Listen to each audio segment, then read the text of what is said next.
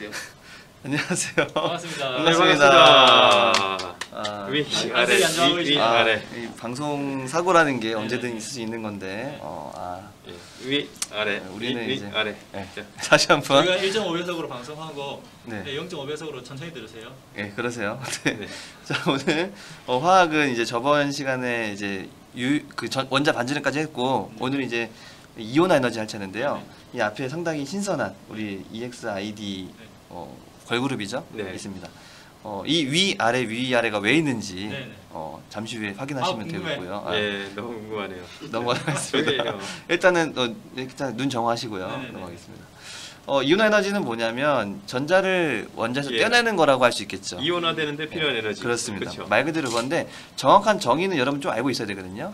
기체 상태에서 원자 1몰에서 전자 1몰 떼어내는 거다라고 생각하시고요. 한 개당 한 개. 한 개당 한 개라고. 우리는 원자 네. 하나로 봐도 되는 거죠. 비교하는 거니까. 근데 실제로 정의는 원자 1몰에서 기체 상태에서 원자 1몰에서 전자 1몰 떼어내는 거다. 그렇지만 우리가 비교할 때는 결국은 원자 한 개에서 전자 떼어내는 거를 비교하는 거다 똑같다라고 보시면 되겠고요. 밑에 있는 식은 이렇게 표현할 수 있겠죠. 네, 그래서 에너지를 가해야 되는 거죠. 에너지를 가해서 에너지를 제가 원자가 흡수하면 그 에너지를 가지고 전자를 떼어낸다는 얘기죠. 여기 밑에 그림 잘 나와 있고요. 여기서 이제 어떻게 할 수 있느냐, 이미 우리가 배웠어요. 어떤 영향을 받을 건지 이미 배웠습니다. 예. 첫 번째로는 우리가 유효액전화. 유효액전화. 우리 저번 시간에 제일 처음 배웠죠. 유효액전화. 이게 뭐냐면 전자가 얼마큼 원자 핵이 전자를 얼마큼 잡아당기고 있느냐. 네. 실제로 전자가 얼마큼 핵을 느끼고 있느냐 이건데, 얘가 더 크다면 그만큼 핵 전화를 잘 느끼고 있는 거니까 전자가 떼기 쉽지 끌어당기고 않겠죠. 많이 끌어당기고 있는 있으니까. 거니까. 그래서 우리가 이온 에너지를 아이오딩 에너지라고 해서 IE라고 약자를 쓰거든요. 이온 에너지는 더 클 것이다라고 얘기할 수 있겠죠. 그럼 우리가 유효액 전화가 또 비교할 수 있는 게 어떤 거냐면 같은 주기일 때 서로 유효액 전화를 비교했었거든요. 네. 같은 주기 여기 있었죠. 같은 주기에서 유효액 전화가 커지니까 당연히 이온화 에너지도 커질 거다라고 얘기할 수 있겠죠. 그래서 나트륨과 원자 번호가 마그네슘은 커지면 이 전자를 끌어당기는 이 플러스 힘이 커지니까. 네, 그렇습니다. 나트륨보다 마그네슘이 같은 주기인데 유효액 전화가 더 크니까 마그네슘이 이온화 에너지가 더 클 겁니다라고 얘기할 수 있겠죠. 더 잘 끌어당기니까 걔를 떼내려면은 더 힘이 많이 든다. 그렇습니다. 네. 그다음에 마찬가지로 이번에는 또 다른 경우인데, 두 번째로 우리가 고려해야 될 게 바로 여기 나와 있는 거거든요. 바로 전자 전자 껍질입니다. 네. 전자 껍질. 마음이 급해서 글씨도 안 써지네요. 글씨도 잘 안 써요. 전자 껍질로 보세요, 여러분들. 자, 전자 껍질이 여기 보면은 같은 족이라는 조건이 필요하겠죠. 같은 족에서는 전자 껍질이 늘어나거든요. 유효액 전화가 오히려 작아지거든요. 네. 헷갈리면 안 돼요. 전자 껍질이 늘어나는데 유효액 전화 작아져요. 그럼 우리가 유효액 전화만 생각하면 당연히 얘가 더 이온화 에너지 클 것 같은데라고 생각할 수 있거든요. 그렇지 않습니다. 네. 이 전자 껍질이라는 영향이 되게 커요. 전자 껍질이 커진다는 것은 거리가 멀어지는 것이고 그만큼 떼어내기 쉬운 거라는 이게 겁니다. 전자 기력이 그 거리의 거리의- 제곱의 반비라니까. 맞아요. 그렇죠. 그러니까 거리에 훨씬 영향이 많이. 이게 플러스로 좀 뭐 몇 개, 뭐 8개 뭐 해주는 것보다 이게 거리 제곱의 반비례해서 막 약해지니까. 뭐 거리에 멀어져 갖고 약해지니까 떼어내기가 더 가지고 오기가 더 훨씬 쉬운 거죠. 쉽다는 거죠. 그렇죠. 그래서 예. 전자 껍질이 많아지면 같은 족에서 그만큼 떼기 쉬워지니까 오히려 그 이온화 에너지는 리튬이 더 큰 겁니다. 주기가 작은 게 더 큰 거죠. 그리고 이걸 일족 애들이 그 반응성이 큰 거죠. 맞습니다. 폭발을 많이 뒤로 가지 원자번호 큰 애들이 일족인 애들은 리튬, 나트륨, 칼륨 얘네들 되게 반응성 크거든요. 네. 반응성 크다는 건 화학 반응 잘한다는 거고, 화학 반응한다는 것은 그만큼 전자를 잃어버리거나 뭐 얻는다는 건데 얘네들 금속이니까 전자를 잃는 것이고 그만큼 되게 반응성 되게 크다라는 거죠. 그렇죠. 잃기 쉽다라는 거고요. 프랑심 이런 거뭐 폭발해서. 오케이. 그러니까 보니까 원자 번호가 커질수록 같은 주기에서는 유효액 전화가 커지니까 대체로 그렇죠. 증가할 거야라고 할 수 있겠죠. 이온화 에너지는 증가할 거야. 떼내는데 힘이 더 많이 든다. 같은 쪽에서는 원자 번호가 커지니까 전자 껍질이 많아지네. 그럼 떼기 쉬운 거니까 이온화 에너지는 감소할 거야라고 할 수 있겠죠. 그런데 저 대체로는 뭔가요? 그렇죠. 뭔가 좀 이상하죠. 아주 좋은 지적입니다. 밑에는 없는 마치 우리가 연습한 것처럼 한번 한 것처럼 아주 좋은 예외가 있다는 얘기인데. 좋은- 과학인데. 네, 아주 좋은 그런 질문이시고요. 네, 대체로라는 말은 말 그대로 대체로입니다. 뭔가 이상한 게 있다는 거죠. 예외가? 항상 계속 커지는 게 아니라 예외가 있다는 얘기죠. 아하. 어디서 그런 예외가 있느냐? 밑에 나와 있습니다. 자, 얘 2족이고요. 얘 13족이거든요. 얘는 15족이고요. 16족입니다. 다 같은 족이죠. 네, 같은 족에서, 그러니까 같은 족끼리 뭔가 비슷한 화학적 성질이 있고요. 마찬가지로 2족들과 13족들 사이에 이런 일이 일어난다는 거예요. 어떤 일이냐면 당연히 유효핵전화, 우리 유핵전화를 선생님이 Z스타라고 했었어요. Z스타라고 볼게요. 유핵전화 당연히 얘가 더 커요. 그럼 당연히 이온화 에너지도 커야 될 거 아니라고 생각할 수 있어요. 근데 여기서 어떤 일이 일어나냐? 이게 아니란 얘기죠. 왜 그러냐? 좀 이따 이유 보겠습니다. 이게 안 바뀌지네요. 자, 이렇게 된다는 거죠. 마찬가지 15족, 16족도 유효핵전화는 얘가 더 큰데 네, 그렇죠. 이온화 에너지는 반대로 얘가 더 크다는 거예요.